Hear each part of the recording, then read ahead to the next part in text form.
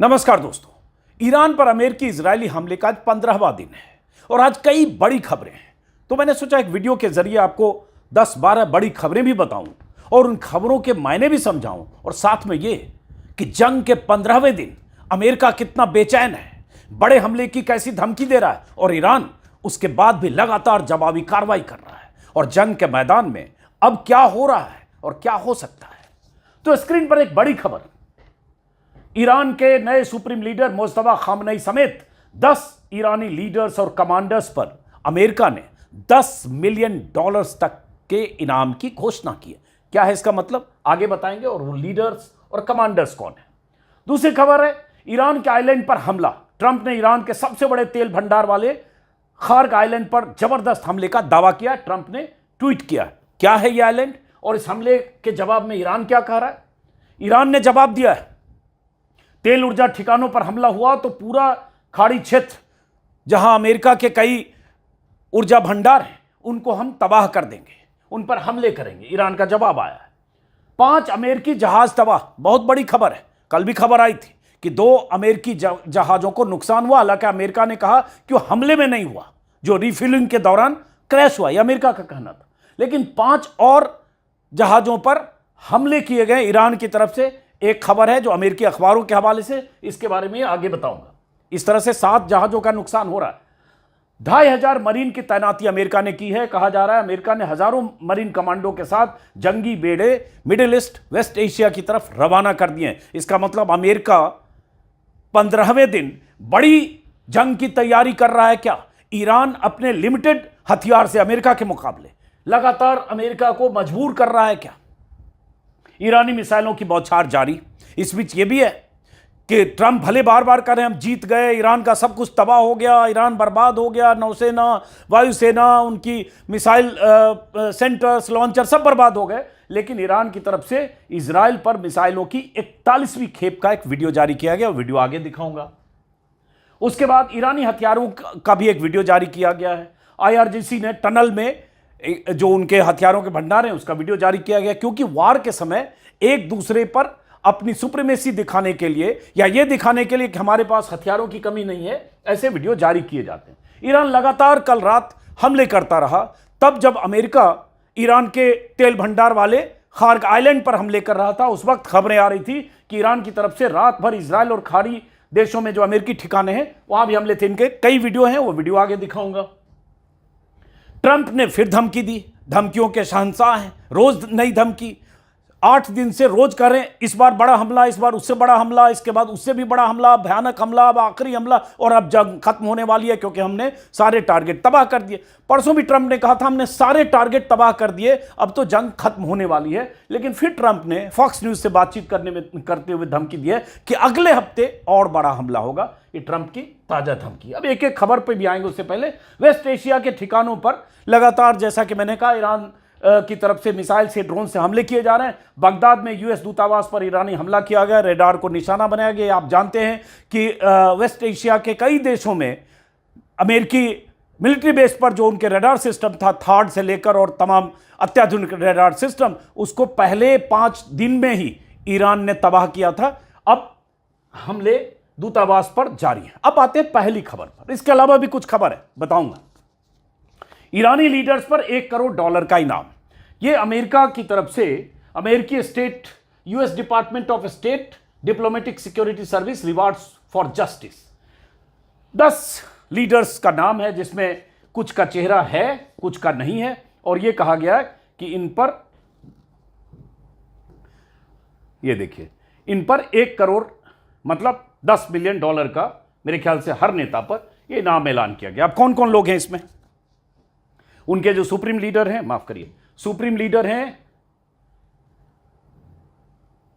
Iran के, जिनको अभी चुना गया है, अयतुल्ला खामेनेई के बेटे, उनका नाम है, उनकी तस्वीर लगी है।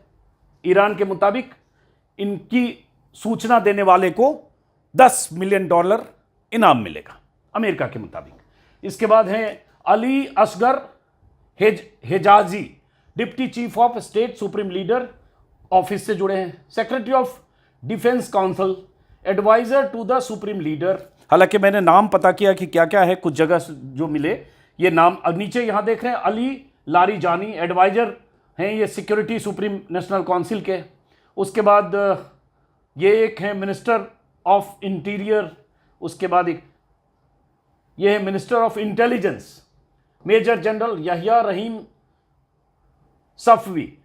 जो नाम है उसमें अली लारिजानी जिनका आपने देखा, इस्कंदर मोमिनी वहाँ के गृह मंत्री हैं, अली असगर हेजाजी सुप्रीम लीडर के डिप्टी चीफ ऑफ स्टाफ हैं, यहिया रहीम सफवी जिनका नाम देखा सुप्रीम डिफेंस काउंसिल के सचिव। और इन सब के बारे में ये जानकारी देते हुए या इनका पोस्टर जारी करते हुए कहा गया कि ये सब लोग ईरान की रिवोल्यूशनरी गार्ड कॉर्प्स जो है IRGC के अलग अलग हिस्सों का संचालन करते हैं। इनके बारे में जो लोग जानकारी देगा, और अमेरिका के मुताबिक ये सब लोग दुनिया भर में आतंक फैलाते हैं, इसलिए इनके बारे में जो भी जानकारी देगा इनके बारे में या ऐसे नेताओं के बारे में, वो सिग्नल के जरिए या हमारी टोर आधारित टिप लाइन के जरिए भेजे, और उन्हें जिन्हें जानकारी देगा उनके लिए पुनर्वास की भी व्यवस्था होगी और $10 मिलियन तक उन्हें इनाम दिया जाएगा। ये अमेरिका की तरफ से कहा गया। अब ये इसमें जो नाम है और चेहरा है एक अली लारिजानी का, इनका वीडियो या इनका बयान बीते 14 दिनों के भीतर, 15 दिनों के भीतर, जब से जंग चल रही है, हर रोज आता है,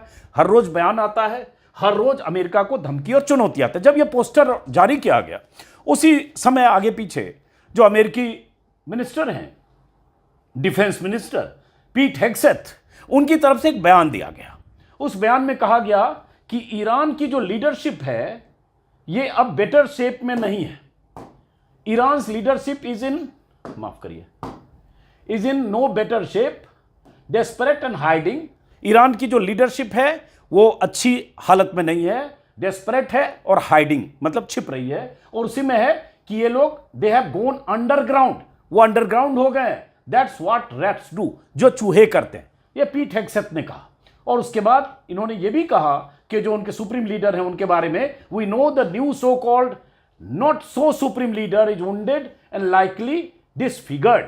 मतलब मुस्तफा खामनेई के बारे में बोला कि जो उनके सो कॉल्ड सुप्रीम लीडर हैं वो घायल हैं और उनको काफी नुकसान पहुंचा है, ऐसा। और उसके बाद जवाब क्या दिया पीट हेग्सेथ ने जब कहा, और उसके बाद मैं कुछ वीडियो दिखाऊंगा कि जिनको अमेरिका के हिसाब से मोस्ट वांटेड के लिस्ट में एक तरह से डाल दिया गया, सूचना देने वाले को इनाम का ऐलान किया गया, वो कल तेहरान की सड़कों पर प्रदर्शन कर रहे थे। उसमें लारिजानी भी थे। लारिजानी ने जवाब दिया, उन्होंने जवाब दिया, मिस्टर हेग्सेथ इनको जवाब दिया, इनके ट्वीट को रीट्वीट करते हो, our leaders have been and still are among the people but your leaders question mark on Epstein's island.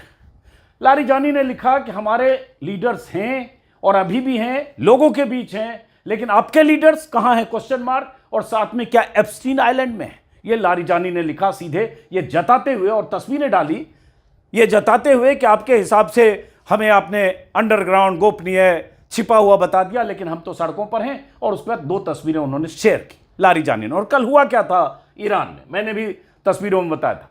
ये ईरान के लीडर्स हैं, ईरान के राष्ट्रपति मसूद पेजेश्कियन, ईरान के विदेश मंत्री अरागची जिनका अक्सर आप लोग वीडियो और बयान देखते हैं, इसके अलावा लारिजानी जो वहां के सिक्योरिटी नेशनल सिक्योरिटी काउंसिल के सेक्रेटरी हैं और वो अमेरिका के टॉप टारगेट में हैं, वो और बहुत सारे, minister of electricity, minister of construction and roads, minister of industry, minister of agriculture, minister of finance, minister of interior, minister of tourism, minister of defence, ये सारे, minister of education, foreign affairs मैंने बोला, speaker Iran के जो हैं, chief internal security, leader of scientific faculty, minister of communication, ये सारे वो लोग हैं ईरानी लीडरशिप के जो कल तेहरान में जो प्रदर्शन हुआ था कुद्स डे पर, उस प्रदर्शन का हिस्सा ले रहे थे, सड़क पर थे, भीड़ का हिस्सा थे।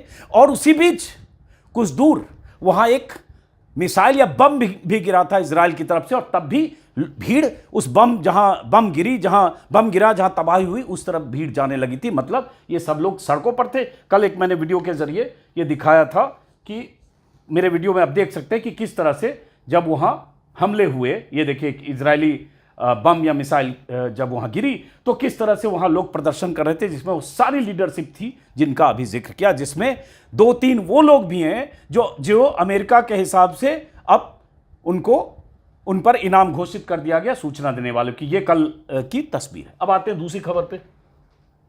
ट्रंप ने कहा, ऐलान किया हमले हुए कि ईरान के खार्ग आइलैंड पर भारी बमबारी हुई। ऐसा ट्रंप ने अपने सोशल मीडिया पोस्ट के जरिए भी सूचना दी और ट्रंप की तरफ से एक वीडियो भी दिखाया गया, मतलब वीडियो जारी किया गया, माफ करिए, अनक्लासिफाइड वीडियो है, मतलब सार्वजनिक वीडियो है, जिसमें ट्रंप की तरफ से, अमेरिका की तरफ से जो दावा किया गया कि ईरान का जो खार्ग आइलैंड है, जहां तेल निर्यात का सबसे बड़ा भंडार है ईरान का, खार्ग के बारे में भी बताता हूं, वहां पर बॉम्बिंग की गई और उसे पूरी तरह से तबाह किया गया। यही ट्रंप ने बोला है कि उनके निर्देश पर यहां पूरी तरह से इसको तबाह कर दिया गया, इस आइलैंड को, जिसका वीडियो देख रहे हो। ट्रंप ने कहा अपने उसमें बयान में, I have chosen not to wipe out the oil infrastructure on the island. मैंने तेल के भंडारों को, इंफ्रास्ट्रक्चर को पूरी तरह से तबाह नहीं करने का फैसला किया है। However, should Iran or anyone else do anything to interfere with the free and safe passage of ships through the Strait of Hormuz, I will immediately reconsider this decision। मतलब अगर किसी ने, ईरान ने स्ट्रेट ऑफ हॉर्मुज में safe passage देने से रोका या बाधा डाला जहाजों की आवाजाही पर, तो हम ईरान के तेल इंफ्रास्ट्रक्चर को भी उड़ा देंगे जो खार्ग आइलैंड पर है। और पूरी तरह से धमकी देते हुए कहा कि during my first term and currently I rebuilt our military and into the most lethal, powerful and effective force by far anywhere in the world. Iran has no ability to defend anything that we want to attack. Iran के पास अब कोई ताकत नहीं है defend करने की, अगर हम तबाह करने पर आ जाएं तो। ये ट्रंप ने एक तरह से सीधा सीधा ट्वीट भी किया, सोशल मीडिया पोस्ट डाला और ये वीडियो डाला। उसके बाद क्या हुआ, और ट्रंप ऐसी धमकियां भी दे रहे हैं। मैंने जैसा कि कहा, पिछली 6 रातों से आज की रात कयामत की रात जैसे बयान वहां से आ रहे हैं। ईरान की तरफ से, IRGC के स्पोक्स पर्सन की तरफ से यह बयान आ गया कि अगर ईरान के तेल, आर्थिक या ऊर्जा इंफ्रास्ट्रक्चर पर अटैक किया गया तो US फैसिलिटीज जो है इस रीजन में, मतलब वेस्ट एशिया में 1 दर्जन देशों में, उसको हम पूरी तरह से बर्बाद कर देंगे। कहा गया है कि if Iran's oil, economic and energy infrastructure is attacked, all corresponding US facilities in region will be destroyed. ये वहां के जो स्पोक्स पर्सन है उनकी तरफ से बयान आया कि हम बर्बाद करेंगे। और खबरें, उसके बाद कुछ और जानकारी आपको दूंगा। ये खबर आई, बहुत बड़ी खबर है। अमेरिका को क्या क्या नुकसान हो रहा है। अमेरिका को 7 जहाज़ों का ऐसा माना जा रहा नुकसान हुआ। 2 की खबर कल आई थी। अब ये 5 जहाज अमेरिका के जो रिफ्यूलिंग प्लेन्स थे, जिन्हें सऊदी अरबिया के एयरपोर्ट पर जो पार्क थे, कहा जा रहा है ईरानी हमले में उनको भारी नुकसान हुआ है, उनको हिट किया गया है। ये एक खबर आई है अमेरिकी अखबार के हवाले से। हालांकि 1 मिनट, मैं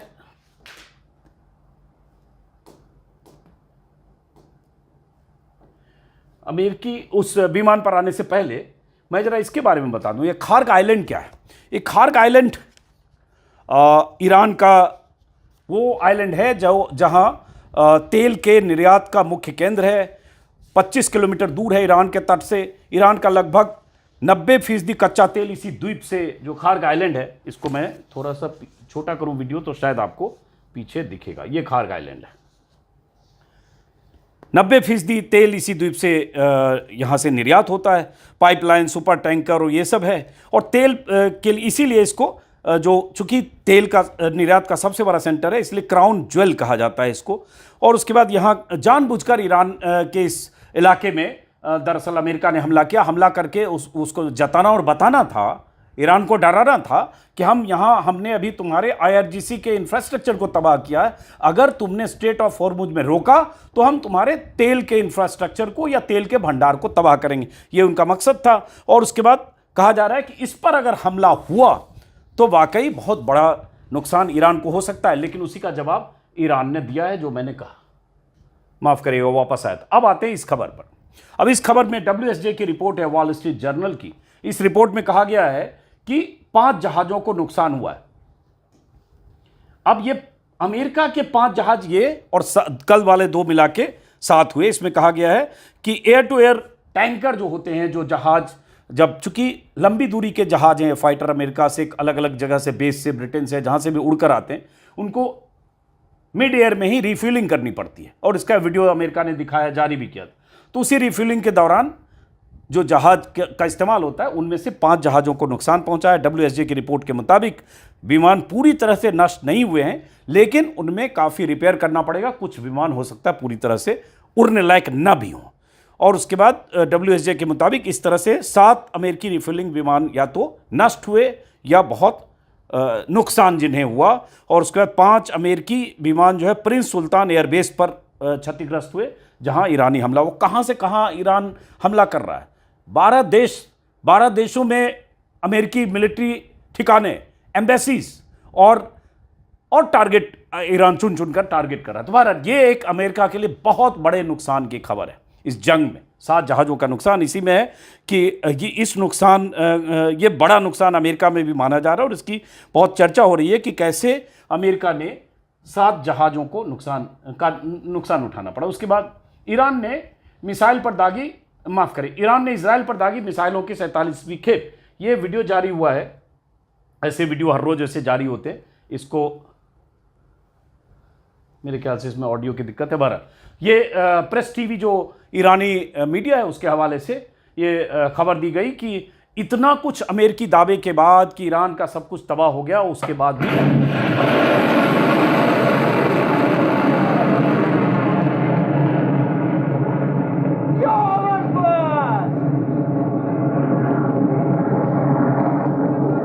इतने दावे के बाद कि ईरान पूरी तरह से लगभग तबाह हो गया, उसकी सैन्य ताकत तबाह हो गई, उसके बाद भी ईरान से मिसाइलें दागी जा रही हैं, कल भी दागी गई। उसके बाद एक खबर आई कि IRGC ने, ईरानी रिवोल्यूशनरी गार्ड ने हथियारों का एक वीडियो जारी किया टनल में जो उनके हथियार हैं, जिसमें कहा जा रहा है, जैसे ये खबर आ रही है पिछले 3 दिनों से अमेरिकी अखबारों के हवाले से ही, कि ईरान स्ट्रेट ऑफ हॉर्मुज में सी माइंस, नेवल माइंस बिछा सकता है, या ईरान के पास ऐसे हथियारों का जखीरा है जो अमेरिका और इजराइल को नुकसान पहुंचा सकता है स्ट्रेट ऑफ हॉर्मुज में और आने वाले दिनों में। और उसको रखने का इंतजाम ईरान ने ऐसे किया है कि जमीन से 50 फीट, 100 फीट, 150 फीट नीचे टनल ऐसे बनाए, समंदर में भी कहते हैं टनल बने हैं, जहां उनके हथियार रखे गए हैं ताकि वहां कोई पहुंचे नहीं, और ईरान अपने ढंग से उन हथियारों का इस्तेमाल कर रहा है। तो ये वीडियो एक जारी किया है IRGC ने, ये है। उसके बाद ईरान की तरफ से तेल अवीव समेत जो सेंट्रल इजराइल और अलग अलग इलाकों में हमले की कल रात खबर आती रही। जैसे ये है, ये सारी तस्वीरें देखिए, आगजनी और जो जिन भी इलाकों पर ईरानी ड्रोन, मिसाइल या क्लस्टर बम जो भी बरसे हैं, ये अलग अलग जगह की तस्वीरें हैं। ये एक तस्वीर है जिसमें भारतीय जर्नलिस्ट हैं मधुरेंद्र, उन्होंने अपने ट्विटर पर डाला कि एक तरफ सायरन बज रहा है नीचे, और सायरन बजने के बाद कैसे ईरानी लोग बंकर में जा रहे छिपने के लिए, और यहाँ ऊपर से क्लस्टर बम, मल्टी वारहेड वाले क्लस्टर बम ईरान की तरफ से, माफ करिए, ईरान की तरफ से इजराइल पर दागे जा रहे हैं। ये मधुरेंद्र कुमार एक जर्नलिस्ट हैं, उन्होंने कल शेयर किया। ये रात में इस तरह से ईरान से जो मिसाइलें चलती है झुंड में, बराज ऑफ मिसाइल्स, और उसके बाद नीचे जो है यहाँ पर लोग छुपने की कोशिश कर रहे हैं। मतलब ईरान में अगर देखें, इतनी तबाही के बाद भी, इसमें कोई शक नहीं कि ईरान को बहुत नुकसान हुआ है, इसमें कोई शक नहीं कि ईरान पर अमेरिका और इजराइल ने ज़बरदस्त बमबारी की है टारगेटेड ढंग से, उनके तेल इंफ्रास्ट्रक्चर को, मिलिट्री इंफ्रास्ट्रक्चर को, उनके और भी अलग अलग इस्टेब्लिशमेंट को। बावजूद इसके ईरान लगातार जिस तरह से रिटेलिएट कर रहा है, जिस तरह से जवाबी कार्रवाई कर रहा है, उससे अमेरिका में बेचैनी, उन बेचैनियों का नतीजा है कि आज फाइनेंशियल टाइम्स में खबर छपी है, ओपिनियन पीस है दरअसल, रिपोर्ट ओपिनियन पीस जो भी कहें, how Iran fight back surprise the US।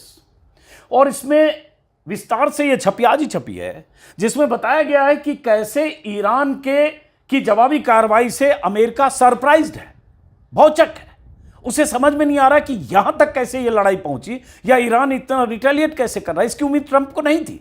तभी ट्रंप को लगा होगा कि खामेनेई समेत 30-40 लोगों को टारगेटेड ढंग से मार दो जो एक ही जगह थे, 24-48 घंटे में ईरान घुटनों के बल आ जाएगा, वह रिजीम चेंज जैसा चाहेंगे वैसा कर लेंगे, और उसके बाद यह जंग खत्म हो जाएगी। अमेरिका ने 2 हफ्ते, 4 हफ्ते, 6 हफ्ते, 8 हफ्ते या पता नहीं कब तक इस तरह से ईरान जंग लड़ता रहेगा, ईरान सरेंडर न करते हुए अमेरिका और इजराइल को चेतावनी देते हुए उनके मिडिल ईस्ट में, वेस्ट एशिया जिसको कहते हैं, वेस्ट एशिया में अमेरिकी ठिकानों पर हमले करता रहेगा, इजराइल पर हमले करता रहेगा, ये अमेरिका ने सोचा नहीं था, ऐसी प्लानिंग नहीं थी। ऐसा अमेरिकी अखबारों में लगातार 6-7 दिनों से कई रिपोर्ट छप रही है। इस पीस में फाइनेंशियल टाइम्स में कहा गया है कि इस रिपोर्ट में एक अमेरिकी अधिकारी के हवाले से, जो पूर्व चीफ ऑफ स्टाफ थे, उनके हवाले से कहा गया है कि no one has done more with less than the Iranians. मतलब ईरान ने सीमित संसाधनों के बावजूद सबसे ज्यादा प्रभावी सैन्य हमला किया है। ये अमेरिकी जो चीफ ऑफ स्टाफ थे उनके हवाले से, जो पूर्व हैं उनके हवाले से कहा गया। खास बात क्या कही गई है इस पीस में? कही गई है कि सस्ते शाही ड्रोन का बड़ा इस्तेमाल किया जा रहा है। इस रिपोर्ट में कहा गया है कि बड़े पैमाने पर जो उपलब्ध ड्रोन है ईरान के पास, उन ड्रोन से अलग अलग जगह रेडार स्टेशन, पोर्ट, सैन्य अड्डे, military establishment, oil infrastructure, airport, data centre, अमेरिकी एम्बेसीज, मिलिट्री एस्टैब्लिशमेंट, सबको लगातार निशाना बनाया जा रहा है और ड्रोन से बनाया जा रहा है, जो झुंड में एक साथ हमला करते हैं और एयर डिफेंस सिस्टम पर बहुत प्रेशर होता है। कई बार एयर डिफेंस सिस्टम उनको रोक नहीं पाता या उनको इंटरसेप्ट नहीं कर पाता। इसी रिपोर्ट में कहा गया है कि अमेरिका को ईरान की प्रतिक्रिया का अंदाजा नहीं था। इसमें है कि अमेरिकी अधिकारियों ने स्वीकार किया, नाम नहीं बताने की शर्त पर, we did not necessarily anticipate exactly how they would react. हमने ये एंटिसिपेट नहीं किया था कि वो कैसे रिएक्ट करेंगे।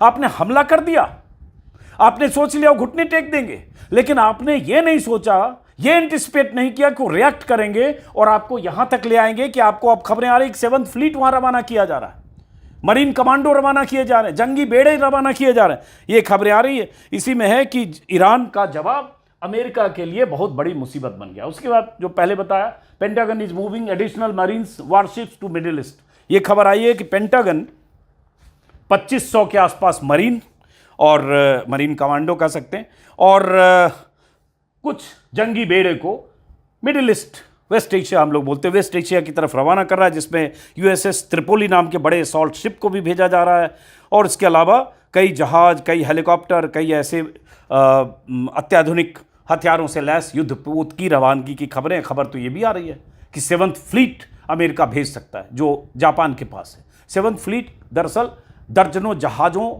नौसेना के लिए इस्तेमाल होने वाले हथियारों, जंगी हेलीकॉप्टर्स, पनडुब्बियों, उन सब का एक बेड़ा होता है जिसे 7th फ्लीट कहा जाता है। और 7th फ्लीट तब चर्चा में आया था जब हम लोग भारत के संदर्भ में, जब 71 के वार में, जब पाकिस्तान और भारत आमने सामने थे, बांग्लादेश की आज़ादी जब हुई, बांग्लादेश को जब आज़ाद किया गया, तब अमेरिका ने 7th फ्लीट भेजा था और भारत के लोग तब से 7th फ्लीट जानते हैं। तो 7th फ्लीट एक तरह से अमेरिका की सबसे बड़ी ताकत की आजमाइश है जहाज़ों के बेड़े के साथ। ये भी खबर आ रही, उसकी पुष्टि नहीं, लेकिन इससे समझिए कि अमेरिका के लिए लड़ाई अब कितनी मुश्किल बन गई है। ये अलग बात है उसका अंजाम क्या होगा। अमेरिका के पास हथियारों की कमी नहीं है, एयर सुप्रीमेसी है, न्यूक्लियर बम की तो गिनती नहीं है अमेरिका के पास कितना है, दुनिया भर के तमाम वारशिप्स हैं। इन सब से अमेरिका के इन हथियारों से, उनकी ताकत से ईरान की कोई तुलना नहीं, कहीं नहीं। बट ईरान के लोगों का हौसला, जज्बा अपने देश के प्रति कि हम अमेरिकी ताकत के सामने झुकेंगे नहीं, हम अमेरिकी धमकियों के सामने झुकेंगे नहीं, हम अमेरिका से आखिर दम तक लड़ेंगे, अमेरिकी एग्रेशन के खिलाफ हम शहीद होते रहेंगे लेकिन पीछे नहीं हटेंगे, ये उनका जज्बा है। और यही अब अमेरिका के लिए चुनौती और मुसीबत बन गया है। खबर यह भी आई है कि यूएस ने अल जजीरा और तमाम अमेरिकी अखबारों में भी कि 10,000 इंटरसेप्टर्स ड्रोन भेजे हैं। अब ये इंटरसेप्टर की खबर क्यों आ रही? क्योंकि ये खबर आई 8-10 दिन पहले लगातार कि जो अमेरिकी एयर डिफेंस सिस्टम है, जिसमें थाड था जिसको एक तबाह किया जॉर्डन में, या इजराइल में जो सिस्टम है, एयर डिफेंस के सिस्टम है, आयरन डोम है, डेविड स्लिंग है, एरो है, बहुत पैट्रियट है, उनको किस तरह से भेज रहा है ईरानी ड्रोन या ईरानी मिसाइल है। और वो 20 लाख 30 लाख के ड्रोन से $1 बिलियन का इंटरसेप्टर तबाह हो रहा है या इंटरसेप्टर खर्च हो रहा है। तो इसलिए अमेरिका ने तय किया कि कुछ सस्ते इंटरसेप्टर भेजे जाए। तो यह खबर आ रही है कि 10,000 इंटरसेप्टर ड्रोन भेजे गए हैं। ये मिसाइल इंटरसेप्टर नहीं बल्कि छोटे ड्रोन इंटरसेप्टर होते हैं। यूक्रेन में इसका इस्तेमाल हुआ है। तो ड्रोन हमलों को रोकने के लिए अमेरिका ने यह किया है। तो एक ये खबर है। 12 तो मेरा कहने का यह था कि अमेरिका के लिए आज की तारीख में यह लड़ाई बहुत बड़ी मुसीबत भी है। यह लड़ाई कहां जाएगी, अमेरिकी अखबारों से ये भी खबरें आ रही है, अमेरिकी अधिकारियों के हवाले से, ट्रंप एडमिनिस्ट्रेशन के हवाले से, कि अमेरिका मतलब ट्रंप इस लड़ाई से एग्जिट चाहते हैं, कोई तरीका चाहते हैं कि लड़ाई से एग्जिट करें, क्योंकि उनको जितना अंदाजा नहीं था वहां तक ये लड़ाई जा चुकी है। तो एग्जिट के तरीके क्या होंगे, इसको लेकर भी तमाम कयास हैं। और इसलिए कहीं ट्रंप बार बार करें कि हमने तो तबाह कर दिया, खत्म कर दिया, अब कुछ बचा नहीं ईरान के पास, लेकिन उसके बाद फिर कहना कि एक हफ्ते बाद बड़ा हमला करेंगे। तो ये सारी खबरें हैं। बहरहाल फिलहाल ईरान की तरफ से यह है कि ईरान किसी भी सूरत में आज की तारीख में अमेरिका के सामने झुकने को तैयार नहीं है। और अब अगर अमेरिका बड़े जंगी बेड़े के साथ, मरीन कमांडो के साथ, जैसे ये भी बहुत सारे लोग मानते हैं कि जब तक बूट्स ऑन द ग्राउंड नहीं होंगे, जमीन पर अमेरिकी सेना नहीं उतरेगी, तब तक ईरान में रिजिम चेंज करने जैसी नौबत लाना ईरान के लिए यह मुश्किल है। लेकिन क्या अमेरिका वो जोखिम मोल लेगा? जो हश्र अमेरिका का अफगानिस्तान में हुआ या वियतनाम में हुआ, अफगानिस्तान से अमेरिका को भागना पड़ा। और बार बार हम लोग बोलते हैं, सब लोग जो जानकार हैं वो बोलते हैं, उन्हीं सब से हम लोगों ने समझा है कि ईरान लीबिया, सीरिया या इराक नहीं है। इसलिए अमेरिका को लगता है कि बूट्स ऑन द ग्राउंड के साथ इस लड़ाई में उतरना उसके लिए बड़ी मुसीबत होगी। तो अमेरिका और क्या कर सकता है, इसके लिए तमाम तरह की जो जानकारियां जैसे जैसे आती रहेगी आपको पहुंचाता रहूंगा। फिलहाल इस वीडियो को यहीं ख़त्म करते हैं, मुलाकात होगी। नमस्कार।